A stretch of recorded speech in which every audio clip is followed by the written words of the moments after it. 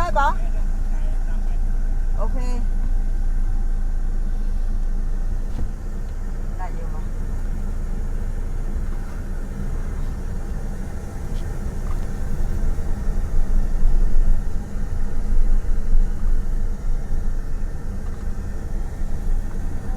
สะพานลอยเนี่ย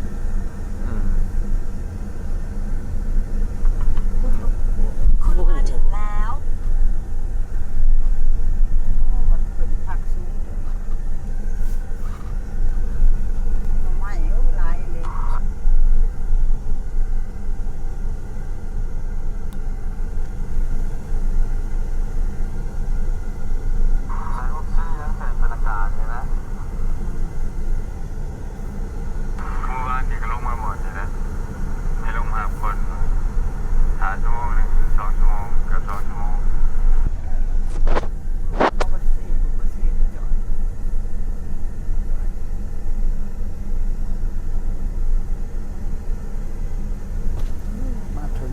เขาจอดได้บริการไหมโอ้โดยโอเค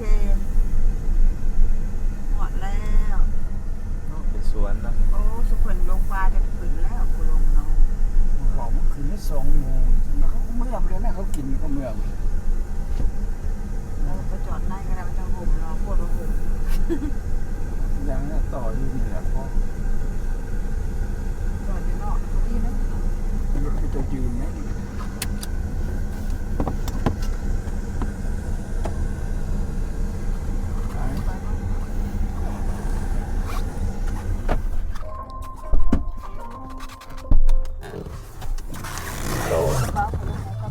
สบายดี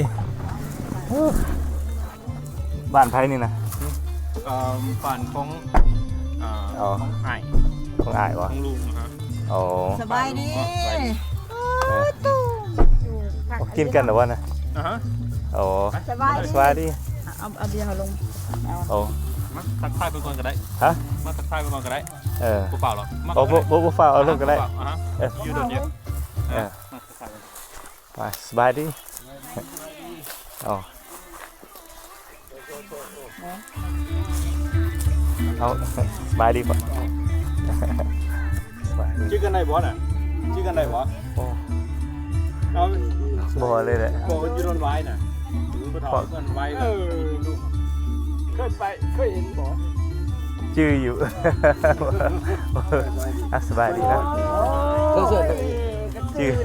ชื่ออยู่วะสบายดีสบายดี อันนี้ก็ชวนรถตู้นี่เลยอ่ะ โอ้กินข้าวปุ้นกันนะ สบายดีทุกคนเลย สบายดีมากินเหล้าเลย สบายดีแม่ มายามบ้านพี่น้องไอเคนอันนี้พ่อตู้เลยสบายดีพ่อตู้ มื่อใดเสร็จอยู่หลังบ้านกันนะฮะบ้านเลยนะอยู่ พี่น้องไอ ไป เคน บ้าน นี่ ตอนกับข้าว มาสต็อปบายพี่น้องเพิ่นอยู่บ้านยังก่อนนี่ นอนไว้บ่บ้านเลย บ้านทาง ยัง ย่าง ยังอยู่ร้อนไว้ แล้วคุณพ่อดอนไว้ยายแล้วก็อยู่ดอนไว้ นอนทอน โดย สวนทงทอน สวนทงทอนบ้านนายางบอกบ้านนายางเนาะโอ้คน โอ้คุณวะ ปั่นเข้ามาเลย ยังป้าเป็นนั่งปะ ไปโอ้คนมาเล่นบ้านตัว so peaceful เดียนสบายดีโอ้ เพื่อจะนำเมื่อว่าเพื่อจะโดนอยู่เมืองใด โดยมาจากทางอะไร กินข้าวกินน้ำพี่น้อง พี่น้องพยายามมาแต่ เอาพี่น้องคือกันวะสบายดีเอา สบายดีบรรทุกคน ไปดีนั่งกินข้าวกินน้ำ เบิ่งเด้อเอาเพิ่นจัดอาหารให้เลย นายางเมือง อันนี้เมืองนาเซทอง เมืองนาสะทอง เพิ่นเป็นแอนเฮาเลยนี่ โดย นำมาโลด แอนที่เฮา โดยเบิ่งเนี่ย ต้น อาหาร ต้นไม้กินซุ้งมาสิต้นไม้กินลูก เพิ่นนะเบิ่ง วัดนายธรรมชาติปิ้งไก่บ้านเฮาได้นี่ปิ้งไก่ลาบ ปี เด้ ไก่ อ ปลาแล้วบอก โอ้ไก่ป่าบ่แม่นไก่บ้านนี่เด้อไก่ป่า เบิ่งป่าเดี๋ยวสิพาไปเบิ่งน้องป่า ไก่ป่าขออนุญาตบักคำเด้อ ปลาเลยแท้แล้วนี่นะ ไผไปเก็บเอาเจ้าวะ ว่า 4 คน ปิ้งไก่แก้วหน่อไม้ 3 คนเพิ่น โอ้ ปิ้งปลา พี่ ไป ด บ่ วงมา ถ้าไปกินเสียใจเด้อ แกงหน่อไม้สดเลย นะผักบ่ โดย ผักเนาะเป็นบริษัทดีเนาะ เป็นบริษัทเลยนะนี่ บริษัทผักบริษัทแน่ บริษัทคักๆเลยใช่ไหม ป้ากกผักคะเพิ่นปลูกผักคะนี่ขนมปานได้นี่มาแต่ทาแผล ต้นไผ่โอ้หลาย ผักอันนี้ นี่ พี่น้องท่าแขกเอามาต้อน แมนเพิ่นมายาม โอ้คุณนะคุณนะ ใครเบิ่งมันเป็นหยัง แม่ยังวะ ไปยัง นี่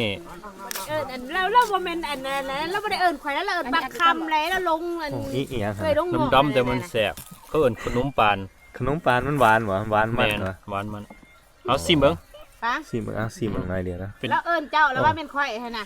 บักข่อยค้าในเราบ่ป้า มันมีทางไหนอยู่เด้ ไหนวะอ๋อใช่บีโอ้นี่วะ อือฮึ มึงซีมึงได้ของพี่น้อง เอายกเด้อทางนี้เด้อ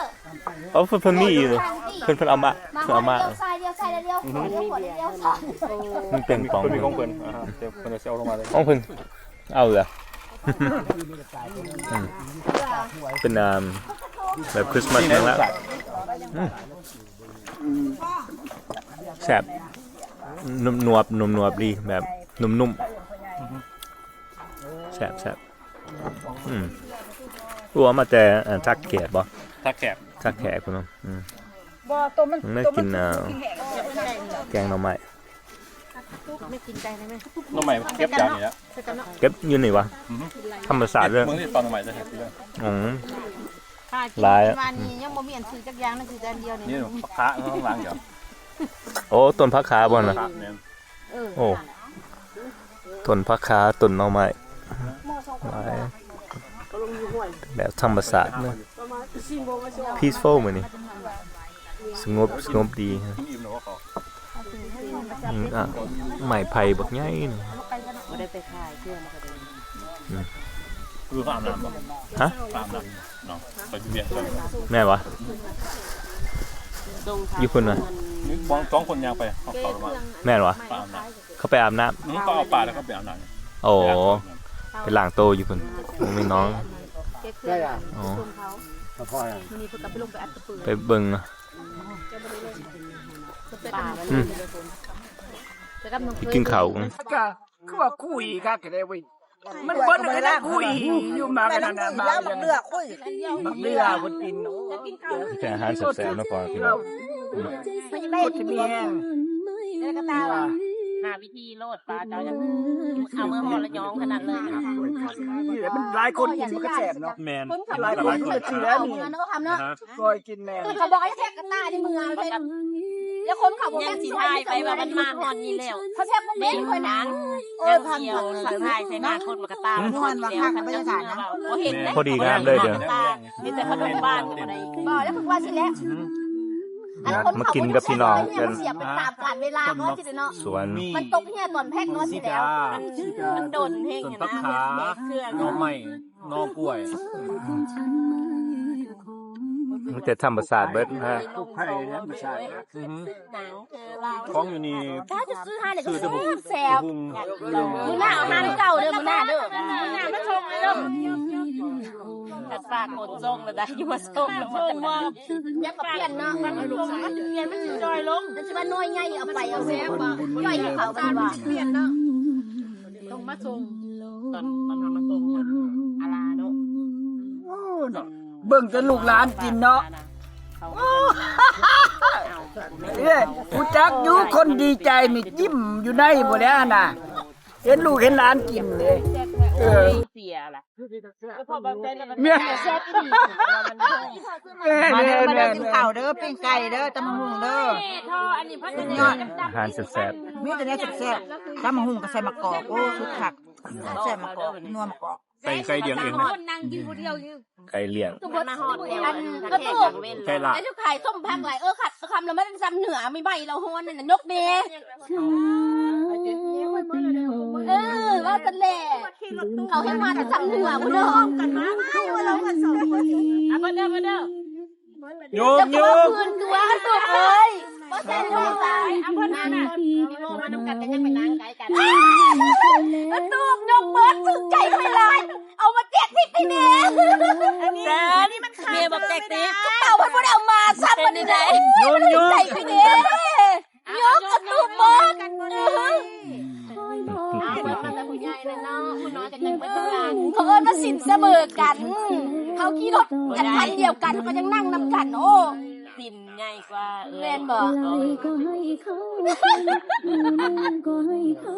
จำตั้งให้ว่าได้เขาจำบัดแล้วให้เขาบ้างเลยนะให้เขาบ้างเลยนะด่าเลยนะให้เขาบ้างเลยที่หลังสั่นตัวอุ้ยถึงใจหลาย เบี้ยยังเบี้ย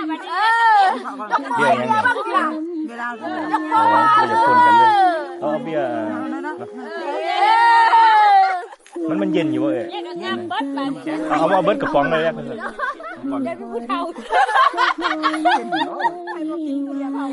้ใดมากินเบียร์เผาข้าวหลามเด้อมันนี่นะไปนั่งมาได้มากินเบียร์หน่อยจ้าแล้วมือในเท้าคนร้ายไม่เกี่ยวกับสถานที่นอนแล้วเสียเขาบ้านใหญ่เลยเก็บรถไว้เดี๋ยวนั้นตอนยังเมาไม่ว่างไม่ได้ไปอย่างเผาสินั่งเบิ่งกินเบียร์แล้วมันเบาบ่เป็นหยังก็สิได้ผู้เฒ่าดิสิได้เมาข้าวหลามเมาเลยปากก็บ่กินเบียร์ใครแล้วแม่โอ้ยคนเป็นคนขาดยาใดคนน่ะผู้ที่สองคนนี้มาเผาบางคนละโอ้ยเล่าดิยังอันนี้ได้หายทั้งคำว่าจะมาเผาบางคนนี่เขาวังก็หลามแซ่บน่ะอันคู่บ่เขาหลาบทั้งแซ่บแซ่บแน่ๆเขาอยากกินกูน่าทำไปเลยตายไม่ผ่านน้ำหอมเด้อน่ะบ่ได้กินรถเขาขนาดนี้คือเฉพาะแม่นบ่ได้กินแต่คนอยู่นี่น่ะคนหน้าเพิ่นเป็นคนสั่งมาได้น่ะว่าเผาขนาดให้ใครละยางกินได้เด้อหาได้กินเลยก็แซ่บโอ้แซ่บเด้แซ่บว่ามื้อนี้เฮ็ดแซ่บอยู่มื้อนี้เป็นคนบ่ได้มาให้ได้บัดนี้อ้าวแม่นบ่โอ้ยเขาขอสูตรจังน่ะอันอื่นอันนั้นบ่มากแต่ความสูตรบ่มากกันนั่นก็ใช้ตะแคงเฮ็ดแซ่บดูนะคันได้มีตะแคงเฮ็ดแซ่บเลยนะมาทางซ้ายนี่สูตรขนมปังนี่มันมาซ้ายเดียวนี่จังได๋พออิ่มอยู่บ่พอยังแค่ต้นเปล่าอิ่มข้าวหลามยังจันข้าวหลามยังจันบางวันก็เป็นกินแล้วอย่างนอนในแต่นี่ดูเลยยังแซ่บบ่อยู่รีแลกซ์นะแน่พี่ดอกแน่เจ้าบ่ได้แน่บ่เจ้าเขาได้นอนแล้วมาจากไหนแล้วเราเอามายามร้านเราอยู่ร้านเราอยู่อากาศดีอากาศบริษัทแท้บริษัทอากาศธรรมชาติเอาหลังเฮงทำแล้วปีหน้านั่นแค่โกอันนั้นเราเห็นเขาลามมันอยู่ขาเพื่อนน่ะอันไม่งานละเครียดบ้านมันกินเขาลามโตมาให้แต่เขาบ่เคยกินเนาะใส่เกลือมาเนาะไหวทั้งเฮามันบ่ว่าแล้วมันใส่เบิดเลยกบหาหมูมีแต่เครื่องทั้งมันมีทั้งหมกข้าวมีทั้งหมกกล้วยบ่ธรรมดาได้ปอกบริการลูกโอ้ยอยากนำมาเลยกินเนาะคอยกินไปนะพอนะม่วนกันมันนี่รีแลกซ์ขอทานโลซันเด็กมากโดนบ่โดนมากตัวนึงคิวอันมันหมูนะเมื่องานซิลนี่ก่อนแม่เอามันอันนี้มาใหม่อีกมันโมกเด้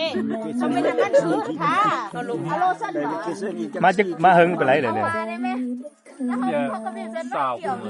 สาวกูมือเลยวะใช่กระเป๋าพิเศษพิเศษละ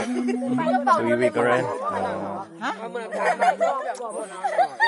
ของแบกไปเลย on the first เฮ็ดยังเลยอยู่นี่มาโหอยู่เป็นด้วยที่จะไปเที่ยวไปดักปาเซ่ฮะนั่นอันนั้นงัดแต่มือมาหอดมือเมื่อยที่เบาๆลูกแม่จะยายกับพวกเขี้ยวยายคือวันจันทร์วันจันทร์บอกไปเป๊ะมาชวนวันจันทร์บริวารผิดเราวันศุกร์ไปอ่ะอะไรไปพูดไปนี่ขึ้นบริเวณ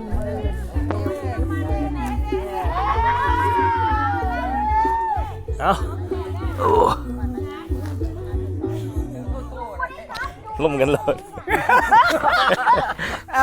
ตู้แล้วเหลือใจอยู่อยากได้สมัยอะนะไอ้เข้มนี่แหละโอ้ยเอา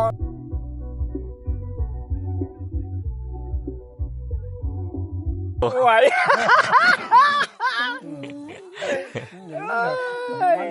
กายย่ามเลยเนาะ มันกายยามเลยไม่ยังขึ้นยังก็บ่เห็นยังว่า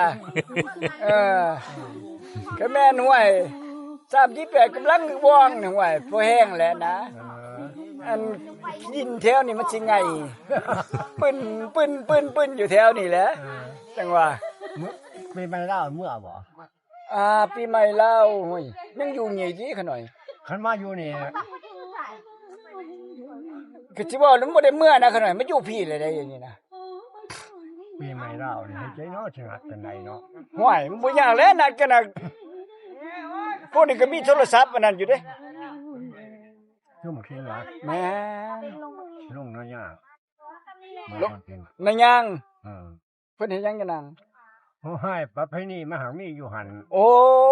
บ้านนายยังอาจารย์ยังนอยันนายยังนี่ นั่นดิ อาจารย์นลินทร์น่ะ แม่น เพราะว่ามีไม่เล่ามันมาร้านทางนี้เขาจะมาพูดเรื่อง โอ้ ก็มาสมมาคารวะต่อมา โดย มาก็ฮอดจัดฮอดบ่งหน่อยไป โอ้นั่นแหละมันหวยมันต่ออยู่เด้อน่ะโอ้นายยังเห็นแล้วว่านักแต่ว่าให้ฟังว่าอาจารย์นลินทร์เพราะว่าเพิ่นเคยนั่นกันเด้อันเคยรู้จักอันนั้นกับเพิ่นแม่นเคยลงวัดมาจำศีลจำหยังหั่นนะแล้วก็ในงานยังอีกอาจารย์หนึ่งเด้อเพิ่นเว้าเสียงค่อยๆโอ้ยอาจารย์หนึ่งบ่แต่ โดย อาจารย์หยังอันผู้เพิ่นอยู่ในย่างเพิ่นอันเว้านะบ่แม่นอาจารย์นฤมลเด้ออาจารย์หนึงอีกอ่ะ โอ้ยอันนั้นลูกอันนั้นปลาย่าง โอ้ปะย่างบ่น่ะ คนละที่ค ไป นละ แล้ว เมือง ลูกไปบ้านไปอยู่ในเมีย โอ้ในเวียงแม่นแหละแม่จังว่า ตะคอยเมื่อเด้ โอ้ยเนาะคืออันนั้นรุ่นยะพ่อนี่ยันเบิดเลยเนาะคันเว้าแล้วก็ยังตั้งแต่ ซุ่มอยู่บ้านนนไว้ยังผู้นึงน้องก็ โดยโอ้ ที่ว่าคนที่ว่ามาตั้งบ้านตอน ตั้งว่าโน่นหลายโดย ยังสองคนการมันไปบ่ กลับมาใหม่ ยังตั้งแต่บุญนี้อายุบันควรยืนแม่นเป็นโอ้โหใช่ เขา คำ ที่ ว่า ว่าศึกษาเรียนกันก็ โอ้ ครับเนี่ยครับลูก แล้วถึงยังไปโอ้ แม่ ยังบ่เหลือจะพูดกับ เนาะโอ้ยจังแม่นบุญมีเลยเด้อจักงานเลย มาเลเซียของที่เอาของอยู่บ้านนาโพ โดย พอมาสอบเมื่อก่อนแล้วสิกลับออกมาใหม่ เนี่ย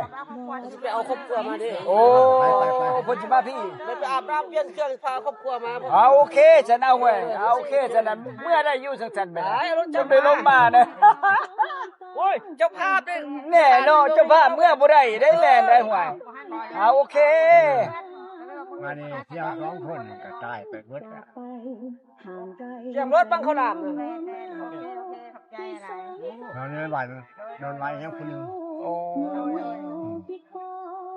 พวกขน้อยนี่เนาะ1,954ยังเหลือ5คนอยู่โรงไฟฟ้าแต่ก่อนขน้อยอยู่ไฟฟ้านะ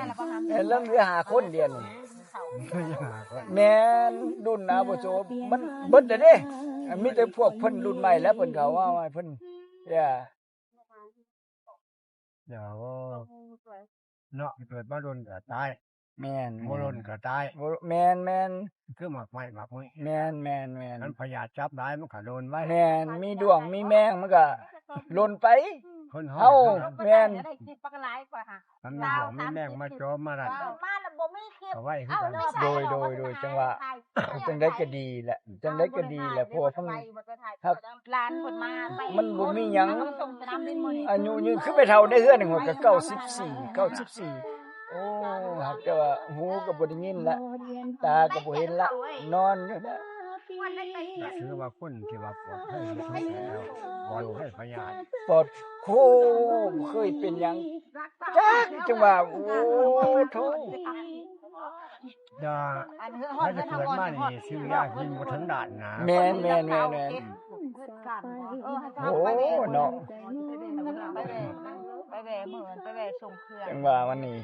แม่เพิ่นพาเครื่องมาให้ แม่นแล้วเป็นเจ้าบ้านแล้วเป็นเจ้าบ้านบ้านดอนหวายนี่ พาเครื่องมาให้ ประตูแล้วเป็นเจ้าบ้าน เอาอยู่รัก40เราเฮือน แม่ของข่อยตายอยู่แล้ว แม่ 101 ปีโดย แม่เพิ่นพาเครื่องมาให้ 101 ปี พาปกระปุก น้ำหนัก27โล ไม่ร้านของคุณ แล้วก็บ่เปื้อบ่เปื้อนจังได๋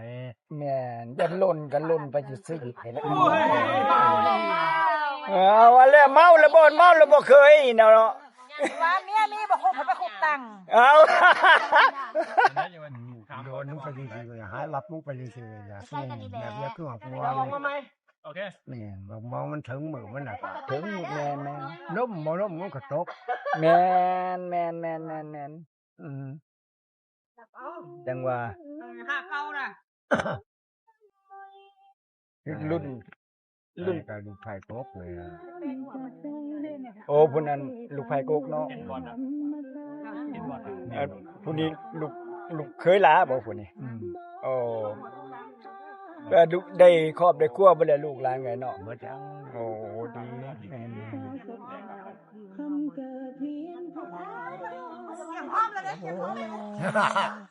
เนอ